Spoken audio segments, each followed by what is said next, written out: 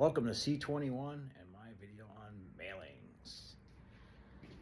So we go over to the table here, and what we have is a baseball schedule.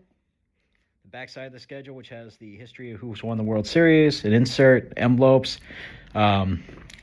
labels, stamps. Put them all together, you have mailings. All this together probably costs maybe $1,000 a year to do 4 of them for the 4 major sports. Goes to about 150 of my past clients, which nets me a couple deals a year.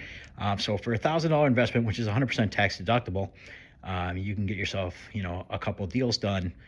So the profit potential of these mailings far exceeds the expense and the time it takes to do it. Here are some other examples of other marketing things I've done. We got beer pairing, wine info, stain removal guides, kitchen conversion guides from metric to Old English. Here's some other sports schedules. As I was going through my list, if I thought one of these was appropriate, I'd throw an extra into the envelope. I also sent out thank you cards for some of the more recent closings that I had, which just basically just saved me a stamp because I would have mailed them a thank you card anyhow. The other important question is, how do you keep yourself entertained while you're doing all these schedules on this table here behind me?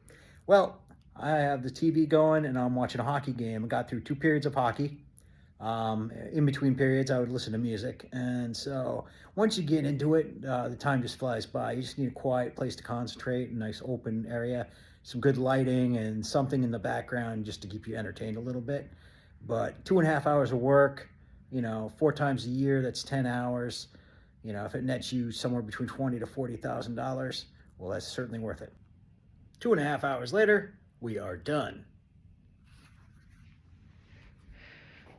So all my envelopes are ready to go. The production value is off the chain. I've got extra baseball schedules, which I can drop off at the town hall or some public place where people can just grab them. It's free marketing. I ended up with about 100 extras. And as you're going through your list, you're going to find people's names have changed, their addresses change, or they are deceased or whatever, in which case you can take them off your mailing list.